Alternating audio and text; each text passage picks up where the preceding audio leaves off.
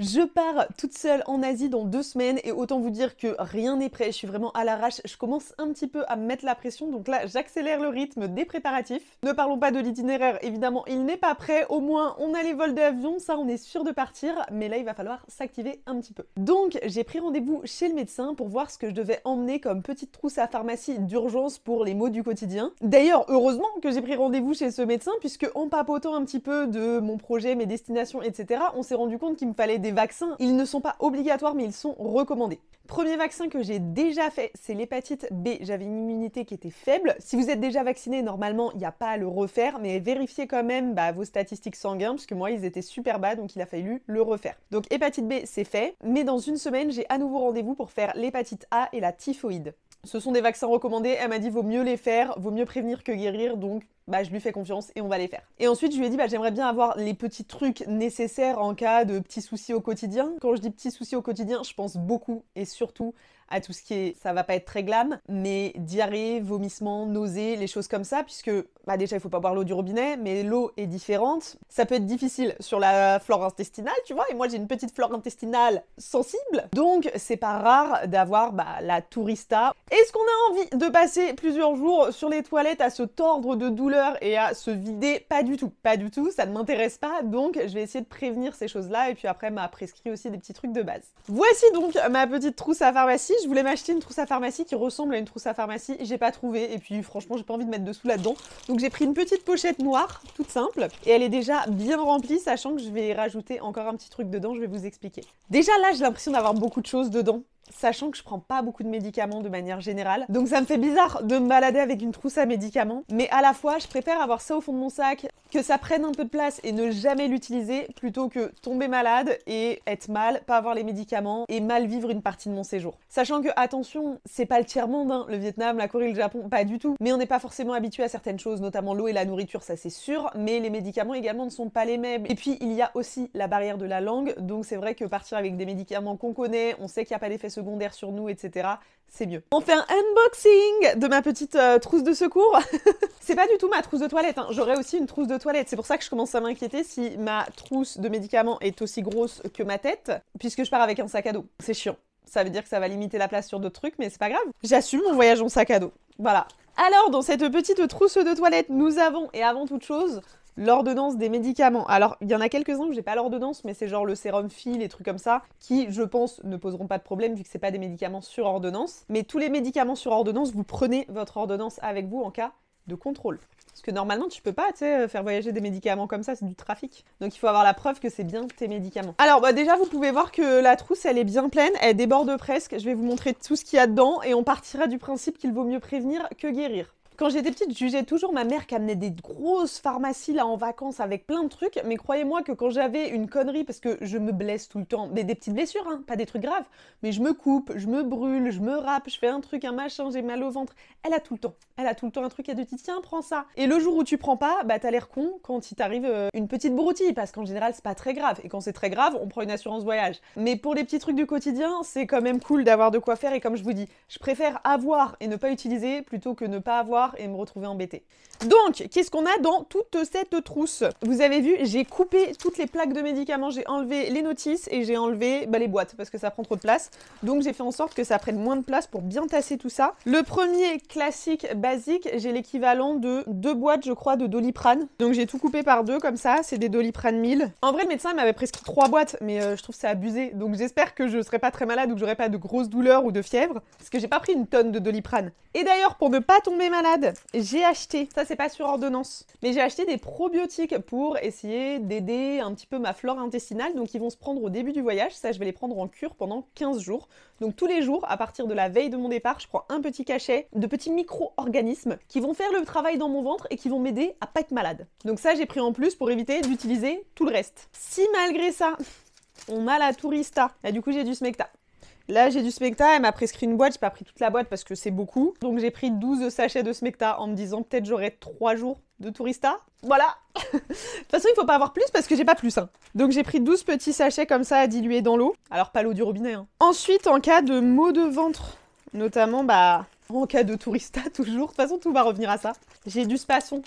Voilà, des petits cachets de Spasfon, on les connaît, hein, c'est les petits cachets roses. Donc là, pareil, j'ai coupé en bandes pour que ça prenne moins de place. Ensuite, en cas de nausée ou de vomissement, j'ai du Vogalen. Donc là, j'ai une boîte de Vogalen, j'ai ça et j'ai l'autre moitié quelque part qui se balade, puisque vraiment tout est en vrac. Mais je sais quoi et quoi, et de toute façon, c'est écrit derrière et j'ai l'ordonnance. Et en vrai, c'est tout, hein.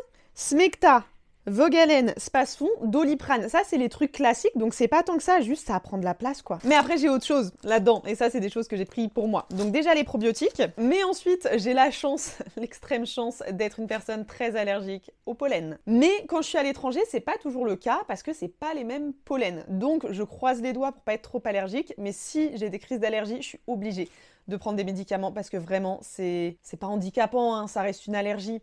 Mais j'ai les yeux qui piquent, j'ai le nez qui coule, tous mes sinus qui sont bouchés, ça me gratte dans la gorge, j'éternue non-stop. Enfin, vraiment, de la bonne allergie, tu vois. Donc, pour ça, je suis obligée d'emmener, du coup, tous mes antihistaminiques. Donc, j'ai plusieurs plaquettes, là, en cas d'allergie. Et j'espère ne pas en avoir besoin, mais je peux pas m'en passer. Ça me sauve littéralement la vie et ça me permet de passer un bon voyage. Pour les allergies également, j'ai des petits flacons unidoses si jamais j'ai des conjonctivites allergiques, parce que ça, c'est chiant aussi. Donc j'ai des petits unidoses pour clac, clac, clac, clac, soigner mes petits yeux. J'en ai pas mis trop, j'ai mis ça. J'espère ne pas avoir besoin de plus. Dans le doute, j'ai aussi pris un petit peu de sérum Phi, mais ça soigne pas. C'est juste pour rincer les yeux. Mais voilà, ça c'est pour mes petits yeux parce que les allergies, merci. Si vous n'êtes pas allergique, vous avez de la chance. Parce que j'ai reçu des messages sur Instagram, oui, moi j'ai pas pris autant de médicaments. Ouais, d'accord, mais je suis allergique, je vais pas faire des crises d'allergie à l'autre bout du monde. Voilà, c'est chiant, mais c'est comme ça. Et donc, je préfère avoir mes anti-allergiques avec moi et au pire, ne pas les prendre si ça va. Mais si je fais des crises d'allergie, c'est juste pas jouable en fait. Moi, j'ai envie de passer un bon séjour, hein. Toujours sur le non obligatoire, j'ai envie de dire, la pilule contraceptive pour 3 mois. Donc ça pareil, messieurs, vous avez de la chance. Ceux qui n'ont pas de contraception ou une autre, vous avez ça en moins à prendre. Mais moi, j'ai pas le choix, j'ai 3 mois de pilule contraceptive. Et ça me permet de faire une petite parenthèse sur les règles. Il faut savoir que dans certaines parties ou régions du monde, c'est pas courant forcément de mettre des tampons, des cups, des choses comme ça. Donc si c'est votre cas, faites attention. Moi, j'ai une pilule en continu. Mes règles sont bloquées puisque je fais de l'endométriose. Ouais, j'ai plein de problèmes. Voilà. Donc on a décidé depuis plusieurs années maintenant de complètement couper mes règles et c'est pour ça que j'ai toujours ma pilule et c'est non négociable que je ne prenne pas ma pilule puisque elle me permet de pas avoir mes règles, donc de pas avoir de douleur et de pas faire avancer la maladie. Mais si vous avez vos règles, mesdames, pensez peut-être à prendre des petits tampons, même sans applicateur, quelques-uns dans le sac, au cas où si vraiment vous en avez besoin un jour et que vous n'arrivez pas à en acheter là tout de suite. Ça peut dépanner. Voilà, je vous conseille. Et c'est tout pour les médicaments. Donc vous avez vu, en fait, ça fait une grosse trousse, mais c'est pas énorme en soi ce que j'ai. Anti-vomissement, anti-nausée, maux de ventre, fièvre, douleur, Doliprane. Et ensuite, c'est mes médicaments à moi, donc antihistaminique et pilule contraceptive, c'est tout. Donc je trouve que c'est pas énorme, mais ça me paraît énorme dans le sachet. Enfin bref. J'ai pris ça aussi, c'est de l'Apésil pour les boutons de moustique. Il est entamé, il est même très très vieux, mais j'ai pas envie d'en racheter d'autres, donc ce sera ça, pour éviter de me gratter. Au niveau des moustiques, parlons-en. Ça a été une longue discussion avec mon médecin de prendre ou pas l'antipaludisme. C'est un traitement médicamenteux qui se prend pour éviter de contracter le paludisme. Le paludisme, c'est quoi? C'est une maladie que tu contractes par la piqûre du moustique. Et au Vietnam, notamment au nord du Vietnam, les moustiques sont porteurs. Pas tous, mais plusieurs. Le problème de ce médicament-là, c'est que de 1, bon, il coûte un certain prix, ça c'est une chose, mais au-delà de ça, il a beaucoup d'effets secondaires. Genre, il est très très connu pour avoir des effets secondaires, et est-ce que ça vaut le coup de partir pour être malade à cause d'un médicament? Je sais pas, vous avez vu que j'ai pas envie d'être malade, tu vois. Donc on a longuement discuté avec mon médecin. Le deuxième truc qui est un petit peu relou avec l'antipaludique, c'est que tu dois le prendre en continu. Si tu l'arrêtes, après, il est plus valable, et tu dois le prendre avant ton départ, pendant ton séjour et après ton séjour. Le problème, c'est que je pars 3 mois. Donc, il faudrait que je prenne en continu mon traitement pendant 3 mois. Elle m'a dit, mais c'est pas possible. Elle m'a dit, on va pas faire ça, ça va dérailler votre foie. Et comme c'est très partagé, cette question du paludisme, j'ai décidé de ne pas prendre le médicament. En revanche, je vais faire très attention aux piqûres de moustiques. Donc, je vais avoir des huiles essentielles, des sprays, des machins, pour éviter au maximum de me faire piquer, pour éviter de le contracter. Si pendant le séjour, en gros, elle m'a dit j'ai des épisodes fiévreux, même si ça va mieux après, au retour, elle m'a dit on fait une prise de sang, on contrôle. Si jamais vous avez le paludisme, on le traitera à ce moment-là quand vous rentrerez. Voilà. Qu'est-ce que j'ai mis d'autre dans cette trousse? J'ai mis des pansements, parce que je passe ma vie, hier encore j'avais des pansements sur les doigts, à me couper, me blesser, m'arracher un truc, me faire des ampoules, Je suis insupportable. Là, hier, je me suis arraché la peau de l'ongle, donc mon ongle, il est décollé, il saigne. Et là, je commençais à avoir une ampoule parce que j'ai fait de la peinture pendant 2 jours non-stop, là, parce qu'on remet à neuf un appartement. Et je commençais à avoir une ampoule à force de serrer mon pinceau dans ma main, là. En plus, les baskets, je fais tout le temps des ampoules. Quand j'étais partie au Japon, j'avais les pieds en sang. Alors j'ai acheté des pansements là-bas, bien sûr qu'il y a des pansements sur place, mais je commence mon séjour au nord du Vietnam, en plus je vais partir en scooter normalement faire la Hajian Loop, faire un trek dans les montagnes à Sapa. Je préfère avoir des petits pansements avec moi, je pourrais en acheter sur place, mais moi ça me rassure d'avoir tout ça avec moi. Quand je dis tout ça, je rigole pas, hein. Genre j'ai pris des pansements pour 8 ans je crois. Mais c'est pas grave, ça me rassure, d'accord? Donc ça, je garde, vous me jugez pas s'il vous plaît, ça fait énormément de pansements, je sais, peut-être que j'en enlèverai certains. Pour l'instant, laissez-moi dans le déni avec mes pansements. Merci. Et voilà, c'est tout. Dans cette petite trousse, c'est pas tout du tout. Je vais racheter un truc que là, j'ai pas, donc j'ai noté là sur ma petite liste de courses. Je vais acheter des lingettes désinfectantes déjà imbibées. Vous savez, des petites lingettes que tu ouvres et qui ont déjà du désinfectant dessus pour les petites plaies du quotidien. Et puis ce sera tout, parce que c'est déjà beaucoup. Peut-être qu'au dernier moment, je vais enlever un petit peu des trucs. C'est difficile, hein. Parce que imaginez, je pars et je suis archi malade, j'ai grave la diarrhée ou je vomis énormément et que j'ai enlevé les médicaments pour ça, c'est nul. Et je vais m'en vouloir, je le sais, je vais dire putain je suis trop bête, j'avais tout ce qu'il fallait. Je me dis ça, en vrai, s'il faut je coupe encore même un petit peu les médicaments pour les rendre encore plus petits. De toute façon je vais pas être malade. Ça va me servir à rien, je vais ramener ça, je vais dire prenez pas de médicaments, ça sert à rien. Wish you have a colorful life. Je vous souhaite d'avoir une vie très colorée. Comme mes petits médicaments rose, bonbon, rouge, jaune et de toutes les couleurs de l'arc-en-ciel. Vraiment, je me rends pas compte si c'est trop ou pas. J'ai l'impression que c'est vraiment essentiel et franchement, ça me rassure. Donc, pour l'instant, je garde ça bien fermé. Je rajouterai les petites lingettes désinfectantes.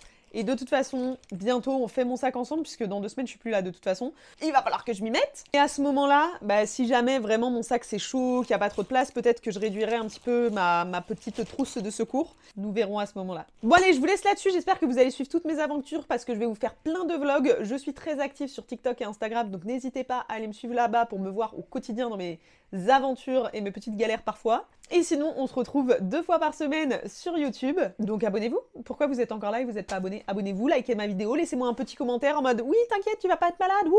Et on se retrouve très très vite pour une nouvelle vidéo de préparatif de ce beau voyage. En attendant, prenez soin de vous. Ciao!